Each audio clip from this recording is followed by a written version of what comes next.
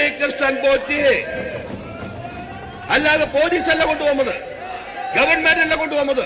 പ്രതിപക്ഷത്തിന് വേണ്ടി മാത്രം ആഗോള അയ്യപ്പ സംഗമം സമൂഹത്തിനകത്ത് വലിയ തോതിലുള്ള സമ്മതി ഉണ്ടാക്കിയപ്പോൾ അവരെ അട്ടിമറിക്കാൻ അന്ന് പ്രതിപക്ഷ നേതാവ് പറഞ്ഞു ഞങ്ങളുമായി ബന്ധപ്പെട്ടിട്ടുണ്ട്.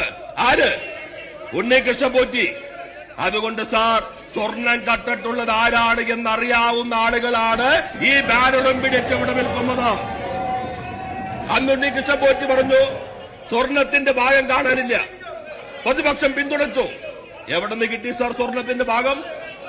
ഉണ്ണികൃഷ്ണൻ പോറ്റിയുടെ സഹോദരിയുടെ വീട്ടിൽ നിന്ന് കേരളത്തിലെ പോലീസ് പിടിച്ചെടുത്തപ്പോ അതിന്റെ ആദ്യത്തെ മഞ്ഞുമലയുടെ മുകൾ വശം പ്രത്യക്ഷമായി. ഞങ്ങൾ ഹൈക്കോടതിയിൽ പറഞ്ഞു, ഹൈക്കോടതിയുടെ മേൽനോട്ടത്തിലുള്ള ഏത് അന്വേഷണത്തിനും ഞങ്ങൾ തയ്യാർ. ആ അന്വേഷണം ഇപ്പൊ എവിടേക്ക് പോയിക്കൊണ്ടിരിക്കുന്നു സാർ? ലോകത്താദ്യമായി കോൺക്രീറ്റുള്ള സ്വർണ്ണക്കൊടി മരം ചിബല് പിടിച്ചു എന്ന് കണ്ടെത്തിയ അസാധാരണ വൈഭവമുള്ള ആളുകളാണ് സാർ കോൺഗ്രസുകാർ. അപ്പൊ അതെല്ലാം സമൂഹത്തിൽ ചർച്ച ചെയ്യും. അതുകൊണ്ടാണ് ബഹുമാനായ മുഖ്യമന്ത്രി ആദ്യത്തെ ദിവസോട് പറഞ്ഞു നിങ്ങളുടെ സമരം ഹൈക്കോടതിക്കെതിരാണ്. അപ്പൊ പ്രതിപക്ഷ നേതാവ് പറയാണ് ഹൈക്കോടതിയിലെ ചീഫ് ജസ്റ്റിസ് വായിൽ തോന്നിയത് പറഞ്ഞാൽ അതൊക്കെ വല്ല വിലയുണ്ടോ? കേരളത്തിന്റെ ചരിത്രത്തിൽ ഇതുവരെ ഏതെങ്കിലും ഒരാൾ പൊതു ചുമതല വഹിക്കുന്നവരാൾ ഹൈക്കോടതിയെ കുറിച്ചോ ഹൈക്കോടതി ചീഫ് ജസ്റ്റിസിനെ കുറിച്ചോ ഇത്രയും തരംതാണ അധിക്ഷേപം നടത്തിയിട്ടുണ്ടോ? അപ്പൊ അതുകൊണ്ട് ഇവർ ഹൈക്കോടതിയെ ഭയപ്പെടുന്നു. ഹൈക്കോടതി പ്രതിപക്ഷ നേതാവിനോട് ചോദിച്ചു പബ്ലിക് ഇൻട്രസ്റ്റ് ആണോ പബ്ലിസിറ്റി ഇൻട്രസ്റ്റ് ആണോ? ഈ പബ്ലിസിറ്റി ഇൻട്രസ്റ്റിന്റെ നരേറ്റീവ് കേരളീയ സമൂഹം തിരിച്ചറിയും. അദ്ദേഹം വളരെ സത്യസന്ധമായ പ്രതിപക്ഷ നേതാവ് പറഞ്ഞു ഞങ്ങളുടെ നരേറ്റീവ് പഞ്ചായത്ത് തെരഞ്ഞെടുപ്പിൽ പ്രവർത്തിച്ചു. അടുത്ത നരേറ്റീവ് ഞങ്ങൾ തയ്യാറാക്കിക്കൊണ്ടിരിക്കുകയാണ്. ആ നരേറ്റീവ് കൃത്രിമം നിറഞ്ഞ നരേറ്റീവ് കേരളത്തിൽ ചെലവാകില്ല എന്നുള്ളത് പ്രത്യേകമായി ഈ സഭയിൽ ശ്രദ്ധയിൽപ്പെടുത്താൻ ഞാൻ ആഗ്രഹിക്കുന്നു. പ്രാഥമിക കുറ്റപത്രം പോലും കൊടുക്കാതെ, കുറ്റപത്രം കൊടുത്തില്ല, പ്രാഥമിക കുറ്റപത്രം പോലും കൊടുക്കാതെ പ്രതികൾ ഒന്നൊന്നായി ജയിലിലിറങ്ങിയ, എല്ലാം ജയിലിൽ നിന്നിറങ്ങിയാണ്. 3 പേര് ജയിലിൽ നിന്നിറങ്ങിയ, അടുത്തത് ഉണ്ണികൃഷ്ണൻ പോറ്റിയാണ് ജയിലിൽ നിന്നിറങ്ങുന്നത്. അതോടൊപ്പം തന്നെ CPM നേതാക്കളായ 3 പേരും ജയിലിൽ നിന്നിറങ്ങും. അപ്പൊ ഇവരെ എല്ലാവരെയും ജയിലിൽ നിന്നിറക്കാൻ അന്വേഷണം മരവിപ്പിച്ച് കുറ്റപത്രം കൊടുക്കാതെ, പ്രാഥമികമായ കുറ്റപത്രം കൊടുക്കാതെ SIT അന്വേഷണം നിലച്ചിരിക്കുന്ന ഗുരുതരമായ സാഹചര്യമാണ്. ഇതുവരെ തെളിവുകൾ പലതും കിട്ടിയിട്ടില്ല. പത്മകുമാർ എന്ന ദേവസ്വം ബോർഡ് പ്രസിഡന്റ് അവിടെ തിരുത്തിയാണ് ദ്വാരപാലക ശില്പം കൊണ്ടുപോയത്. ആ തിരുത്തി അദ്ദേഹത്തിന്റെ ആ ലെറ്റർ പോലും അതിന്റെ ഫോറൻസിക് പരിശോധന നടത്തിയത് 3 ദിവസം മുമ്പാണ് നടത്താൻ വേണ്ടി പോയത്. അപ്പൊ എല്ലാം വൈകിക്കുകയാണ്. കാരണം ജാമ്യം കിട്ടിയവർ പുറത്തിറങ്ങിയാൽ പിന്നെ ഒരു തെളിവും ഉണ്ടാവില്ല. എല്ലാ തെളിവുകളും നശിപ്പിച്ച് അവസാനം ശബരിമല സ്വർണ്ണക്കൊള്ള എങ്ങും എത്താതെ അവസാനിപ്പിക്കാനുള്ള നീക്കമാണ്. അതിനെതിരായിട്ടുള്ള അതിശക്തമായ പ്രതിഷേധമാണ് UDF നിയമസഭയ്ക്കകത്തും പുറത്തും നടത്തുന്നത്. അവിടെ ചിരിച്ചോണ്ടിരുന്നു. ഞാൻ പോവാണ്. കൊറേ സമയം കുഞ്ഞെവിടെ ചിരിച്ചോടി എവിടെയും കറഞ്ഞോടി.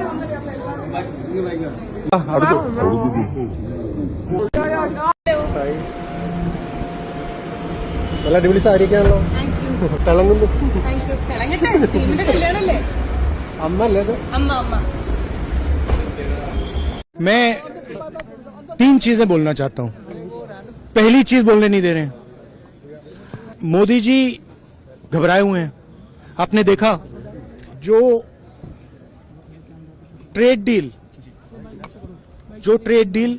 4 महीने से रुकी हुई थी. 4 महीने से कुछ बदला नहीं. किसी न किसी कारण, जो मैं जानता हूं नरेंद्र मोदी जानते हैं.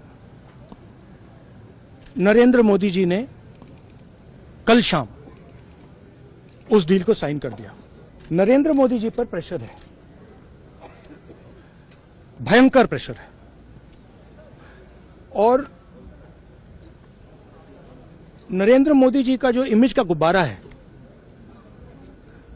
जो हजारों करोड़ रुपए लेकर बनाया गया था, वो फूट सकता है. इशू ये नारावाने की स्टेटमेंट नहीं है, ये साइड शो है. और वो भी जानते हैं, मैं भी जानता हूं. मेन बात यह है कि हमारे प्रधानमंत्री को कॉम्प्रोमाइज कर दिया गया है। किसने किया है, कैसे किया है, यह हिंदुस्तान की जनता को सोचना है। मगर इतिहास में पहली बार हिस्ट्री में एलओपी को प्रेसिडेंशियल एड्रेस में नहीं बोलने दिया। बाहर बोल दीजिए, जो अंदर नहीं कहा दिया जा रहा है। बाहर वो तो ऑटोमेटिकली होगा जी। बट ये आप समझिए, और हिंदुस्तान के जो किसान हैं आप सब समझिए कि इस ट्रेड डील में आपकी मेहनत को, आपके खून पसीने को नरेंद्र मोदी जी ने बेच दिया है। और वो इसलिए बेचा है क्योंकि ये कॉम्प्रोमाइज्ड है। सिर्फ आपको नहीं बेचा है, देश को बेचा है। इसीलिए मुझे वहां नहीं बोलने देना है। नरेंद्र मोदी जी डरे हुए हैं क्योंकि जिन लोगों ने उनकी इमेज बनाई है वो अब उस इमेज को फोड़ने लगे हैं। एक अदानी जी पर केस है यूनाइटेड स्टेट्स में। वो अदानी जी को टारगेट नहीं कर रहा है, वो नरेंद्र मोदी के फाइनेंशियल स्ट्रक्चर को टारगेट कर रहा है। एक वो है। दूसरा है एप्स्टाइन फाइल्स। एप्स्टाइन फाइल्स में अभी और माल है, वो अभी रिलीज नहीं हुआ है। इसीलिए സന്തോഷം. Thank you. സിജു മോനനാഥ് അവരുടെയൊക്കെ പേര് ഒരു പൈസ മുടക്കിയ ഒരു പ്രൊഡ്യൂസറാണ്, രോമാഞ്ചത്തിന്റെ പ്രൊഡ്യൂസർ. അപ്പം ജോണിനോട് അന്നോട്ടുള്ള ബന്ധമാണ്.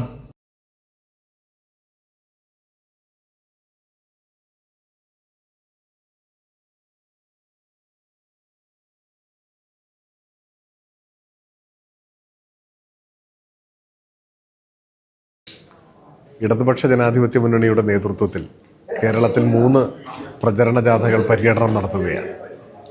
CPIM സംസ്ഥാന സെക്രട്ടറി MV ഗോവിന്ദൻ മാസ്റ്റർ നയിക്കുന്ന വടക്കൻ മേഖലാ ജാഥയും CPI സംസ്ഥാന സെക്രട്ടറി സഖാവ് ബിനോയ് വിശ്വം നയിക്കുന്ന തെക്കൻ മേഖലാ ജാഥയും Kerala Congress M chairman Jose K Mani നയിക്കുന്ന മധ്യമേഖലാ ജാഥയുമാണ് ഇപ്പോൾ പര്യടനം നടത്തിക്കൊണ്ടിരിക്കുന്നത്. ഈ 3 ജാഥകളും കേരളത്തിലെ ലക്ഷക്കണക്കിന് ജനങ്ങളുമായി സംവദിക്കുന്നത് പ്രധാനമായും 2 കാര്യങ്ങളാണ്.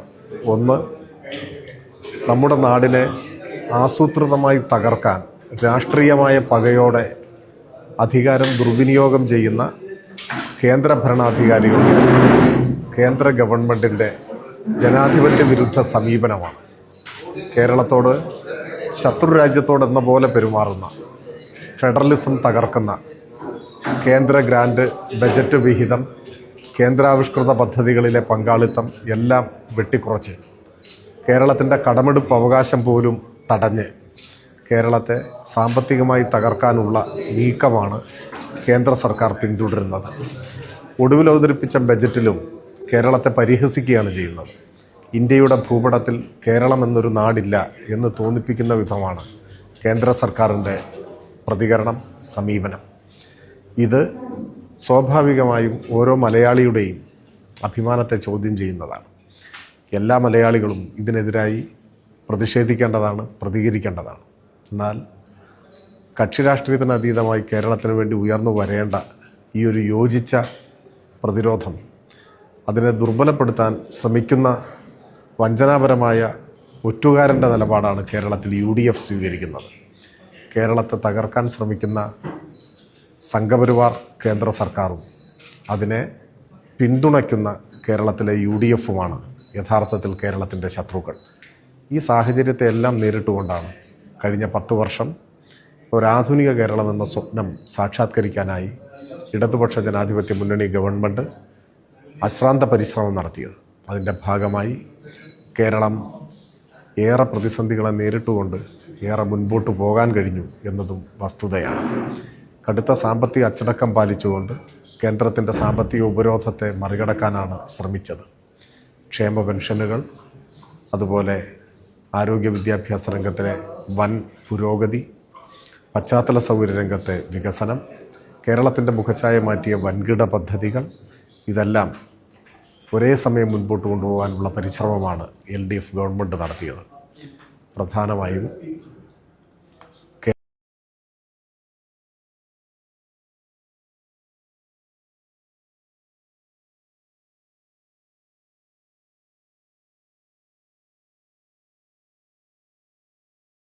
നമുക്കറിയാം,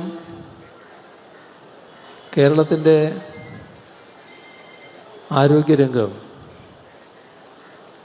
ഏറ്റവും മെച്ചപ്പെട്ട രീതിയിൽ നിലനിൽക്കുകയാണ് എന്ന് എല്ലാവരും സമ്മതിക്കും. അത് പക്ഷേ all India institute of medical sciences രാജ്യത്ത് പലയിടത്തുമുണ്ട്. ചില സംസ്ഥാനങ്ങളിൽ ഒന്നിലധികമുണ്ട്. നമുക്ക് മാത്രമില്ല. നമ്മൾ ദീർഘകാലമായി ഇത് ആവശ്യപ്പെടുന്നുണ്ട്. ആ ആവശ്യം അന്യായമാണെന്നൊരു കേന്ദ്ര സർക്കാരും പറഞ്ഞിട്ടില്ല. നേരത്തെ നമ്മുടെ സംസ്ഥാനം 4 സ്ഥലങ്ങളാണ് എയിംസ് സ്ഥാപിക്കുന്നതിന് വേണ്ടി നിർദ്ദേശിച്ചിരുന്നത്. അപ്പോൾ കേന്ദ്ര ഗവൺമെൻറ്, ഇപ്പോൾ ഉള്ള ഗവൺമെൻറ് അല്ല, നേരത്തെയുള്ള ഗവൺമെൻറ് 2016 LDF ഗവൺമെൻറ് ഇത്തവണ അധികാരത്തിൽ വരുന്നത്. അതിൻ്റെ തുടർച്ചയായിട്ടാണല്ലോ 2021 വന്നത്.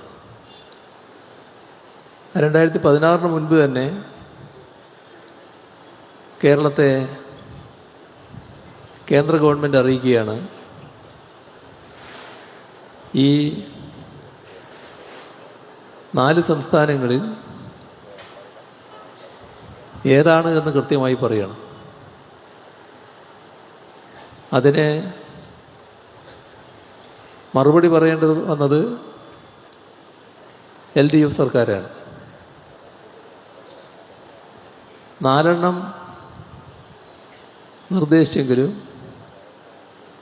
എവിടെ വേണമെന്നത് പ്രത്യേകമായി ചൂണ്ടിക്കാണിക്കണം എന്ന് പറഞ്ഞു. അങ്ങനെയാണ്